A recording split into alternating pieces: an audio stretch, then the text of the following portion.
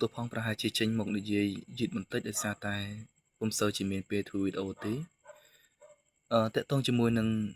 ការរិះគន់ទៅកាន់ព្រះសង្ឃដែលបំពេញលើកិច្ចការងារជាការពិតទៅវាអាស្រ័យទៅលើការយោគយល់ពីសំណាក់បងប្អូនទាំងអស់គ្នាទេពីព្រោះថានៅក្នុងនាមជាព្រះសង្ឃមិនប្រកាសថាជាព្រះសង្ឃដែលត្រូវតែប្រណិប័តដើរឲ្យត្រង់ផ្លូវព្រះពុទ្ធសាសនានោះទេមានរឿងខ្លះដែលបងប្អូនរិះគន់ព្រះសង្ឃត្រឹមត្រូវប៉ុន្តែទៅលើរឿងដែលបងប្អូនរិះគន់ព្រះសង្ឃដែលបំពេញកិច្ចការងារនេះខ្ញុំសូមធ្វើនៅសេចក្តីជំទាស់មួយថាមិនមែនជាការត្រឹមត្រូវទេហើយសូមឲ្យបងប្អូនបើកចិត្តបន្តិចទៅលើរឿងមួយហ្នឹងពីព្រោះថាខ្ញុំសូមនិយាយម្ដងទៀតថាព្រះសង្ឃខ្លះបួសជាសាមណៈគឺដើម្បីបំពេញឲ្យបានត្រឹមត្រូវទៅលើផ្លូវព្រះពុទ្ធសាសនាដោយប្រាថ្នានៅបរិនិព្វានក៏ដូចជាការយល់ធម៌នៅអ្វីជាដើមប៉ុន្តែដោយឡែកព្រះសង្ឃខ្លះទៀតលោកបានផ្ដល់ក្តីសង្ឃឹមរបស់ខ្លួនទាំងស្រុងទៅលើការបួសទៅហើយពីព្រោះថាពេលខ្លះមានព្រះសង្ឃខ្លះកើតចេញពីស្រទាប់វណ្ណៈក្រីក្រគ្រួសារក្រីក្រនៅឯជនបទខ្វះមុខខ្វះក្រោយគ្មានអាហារហូបចុកគ្រប់គ្រាន់មិនមានលទ្ធភាពក្នុងការរៀនសូត្របន្តមានព្រះសង្ឃអង្គខ្លះទៀតដែលលោកជាក្មេងកំព្រាគ្មានម្ដាយឪពុកដូច្នេះមានតែការបួសទេទាំងអស់នេះមានតែការបួសទេដែលអាចជួយឲ្យលោកបំពេញនៅក្តីសម័យរបស់លោកក្នុងការសិក្សាបន្តទី1គឺអាចពឹងផ្អែកទៅលើវត្តអារាមប្រស្រ័យស្នាក់នៅប្រស្រ័យនៅអាហារគ្រប់គ្រាន់ក្នុងការបរិភោគទី2គឺបានរៀនយល់ដឹងនៅផ្លូវព្រះធម៌ដើម្បីញ៉ាំងនៅជីវិតខ្លះហើយទី3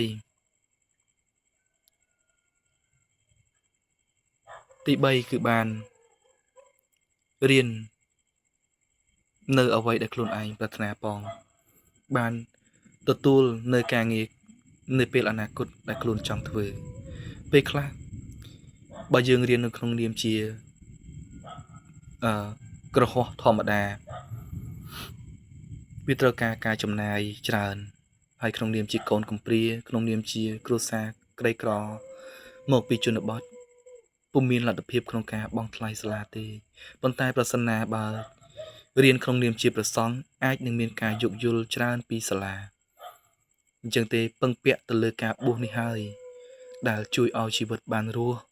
ដែលជួយឲ្យជីវិតបានស្គាល់នៅពន្លឺព្រះធម៌ដែលជួយឲ្យជីវិត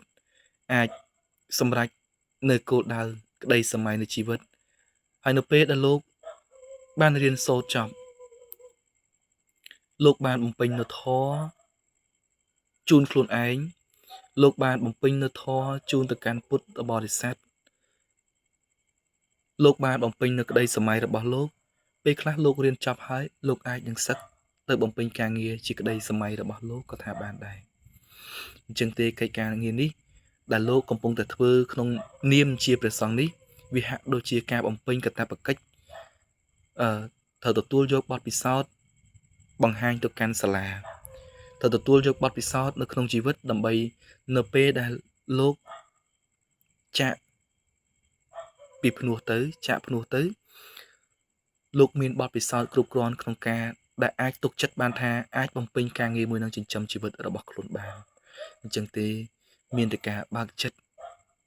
ទទួលស្គាល់ប្រសិនណាបើព្រះសង្ឃលោកបួសដើម្បីតែស្វែងរកផ្លូវធម៌ដើម្បីត្រាប់ត្រង់ជាមួយនឹងផ្លូវពុទ្ធសាសនាតែម្ដង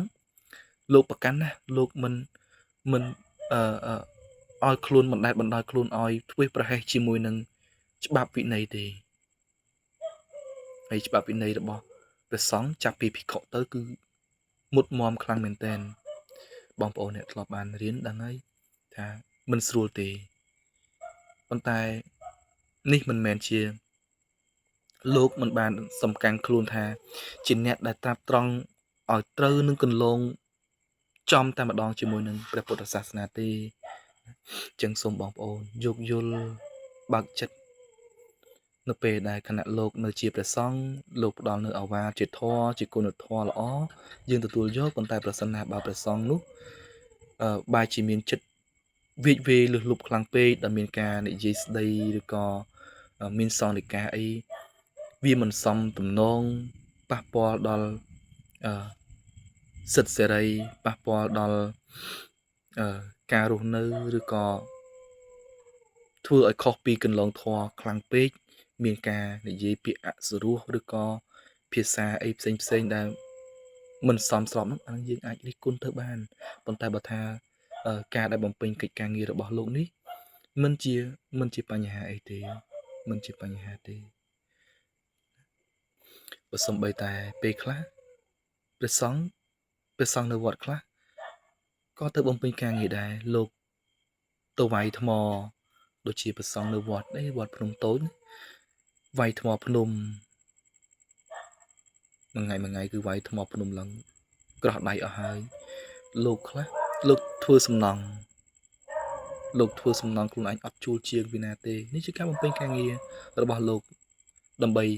អភិវឌ្ឍអារាមប៉ុន្តែក៏វាជាការងារដែលមិនត្រូវដែលសង្ឃធ្វើដែរណាអញ្ចឹងវាសុទ្ធសឹងតែ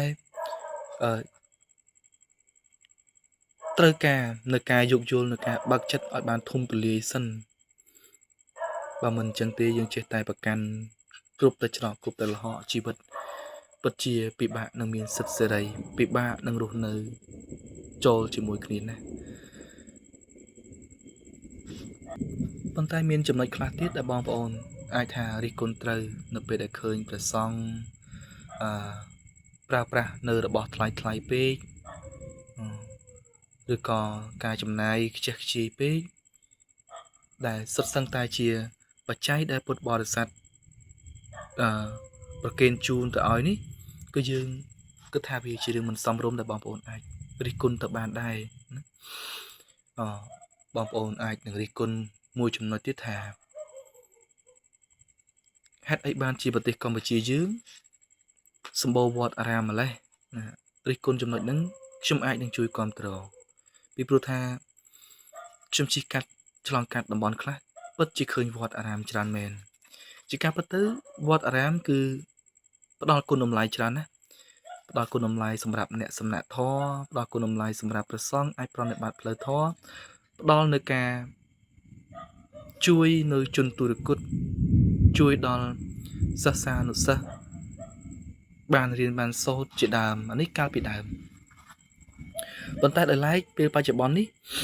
មានការកសាងវត្តអារាមច្រើនលើសលប់ពេកតែពេលខ្លះ1គីឡូម៉ែត្រវត្ត1គីឡូម៉ែត្រវត្ត1ក៏មានដែរហើយពេលខ្លះទៀតខ្ញុំបានឃើញវត្តអារាមគឺនៅទល់មុខគ្នាតែម្ដងហើយចំនួនព្រះសង្ឃគឺមិនមានច្រើនទេចំនួនព្រះសង្ឃមាន3 4 5អង្គនៅក្នុងមួយវត្តហើយមិនបានជាមានជួយទំនុកបំរុងទៅកាន់សិស្សានុសិស្សផ្ដល់គុណតម្លៃទៅកាន់សិស្សឲ្យបានរៀនច្រើនឬក៏ជួយទៅលើផ្នែកអប់រំអីបានច្រើនទេប៉ុន្តែបែរជាបង្កើតវត្តច្រើនទៅវិញនេះជាចំណុចដែលយើងអាចលើកយកមករិះគន់បាន1គីឡូម៉ែត្រមួយអានេះយើងអាចថាមិនសូវជាប្រមាណទេប៉ុន្តែវត្តខ្លះគឺនៅទល់មុខគ្នាតែម្ដងតើហេតុអីបានជាបង្កើតវត្តច្រើនម្ល៉េះចុះប្រសិនណាអានេះខ្ញុំសុំទោសផងណាចុះប្រសិនណាបើយើងយកបច្ច័យនៃការកសាងវត្តនេះទៅជួយទំនុកបំរុងទៅលើផ្នែកមន្ទីរពេទ្យឲ្យបានច្រើននៅក្នុងភូមិឃុំរបស់យើងរាល់ថ្ងៃពិតមែនដែលមានមន្ទីរពេទ្យច្រើនប៉ុន្តែជាមន្ទីរពេទ្យឯកជនដែលមណ្ឌលសុខភាពស្ទើរតែមិនចង់មានផងកន្លែងខ្លះអញ្ចឹងយើងអាចចូលរួមកសាងមន្ទីរពេទ្យជាមន្ទីរពេទ្យបែបមន្ទីរពេទ្យរដ្ឋដែលអាចជួយទំនុកបំរុងព្យាបាលប្រជាជនដែលនៅក្នុងសហគមន៍របស់យើងក៏វាជាគុណតម្លៃមួយដើម្បីជួយប្រជាពលរដ្ឋយើងដែរយើងអាចបើកនៅសាលាឯកជនក៏បានដែរបើយើងមិនអាចស្នើឯកសារច្រើនទៅបើកសាលាអប់រំបែបមានប្រព័ន្ធអប់រំត្រឹមត្រូវតាមលក្ខខណ្ឌរបស់រដ្ឋាភិបាលយើងក៏អាចគប់គង់ទៅលើសាលាឯកជនដែរ ឥឡូវឧទាហរណ៍ថានៅក្នុងសហគមន៍មានមួយឃុំមួយភូមិពីរភូមិឬបីភូមិយើងសហការគ្នាទៅមើលថាតើប្រជាពលរដ្ឋមានប៉ុន្មានគ្រួសារបើរួមចំណែកគ្នាម្នាក់ 1000 រៀលឬក៏ 5000 រៀលនៅក្នុងមួយខែតើបានចំនួនប៉ុន្មាន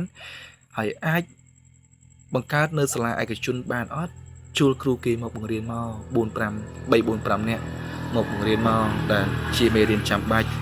មេរៀនអីគេមេរៀនអក្សរសាស្ត្រខ្មែរគណិតវិទ្យារូបវិទ្យាគីមីវិទ្យាឬក៏ភាសាអង់គ្លេសភាសាចិនភាសាបារាំងអីជាដើមអញ្ចឹងនៅពេលដែលជួលគ្រូគេមកយើងផ្ដល់ប្រាក់ខែឲ្យគេត្រឹមត្រូវទៅគឺអាចបង្កើតនៅប្រព័ន្ធអប់រំនៅក្នុងស្រុកភូមិយើងហើយអាចធ្វើឲ្យកូនចៅនៅក្នុងសហគមន៍របស់យើងមានចំណេះដឹងនិងមានអនាគតល្អផងដែរតែប្រសិនបើយើងសម្រុកធ្វើតែវត្តអារាមសុទ្ធហើយមិនមានជាការផ្ដល់គុណតម្លៃអីសោះវាជាការបង្ខាតទៅវិញទេណាអញ្ចឹងខ្ញុំសូមនិយាយត្រឹមប៉ុណ្ណឹងខ្ញុំសង្ឃឹមថាបងប្អូនខ្មែរយើងទាំងអស់ក៏ដូចជាពុទ្ធបរិស័ទអាចស្ដាប់ដោយការយោគយល់និងអធ្យាស្រ័យនិងផ្ដល់ចម្លើយដ៏សមស្របមកវិញជាពិសេសគឺព្រះថេរៈគ្រប់ព្រះអង្គដែលបានស្ដាប់នៅវីដេអូនេះមេត្តាយោគយល់អធ្យាស្រ័យហើយក៏ដូចជាយកគំនិតមួយនេះទៅពិចារណាទៅមើលប្រសិនបើជាត្រូវយើងអាចនឹងជួយកែលម្អទាំងអស់គ្នាហើយប្រសិនណាបើខុសសូមយោគយល់អធ្យាស្រ័យផងសូមអរគុណ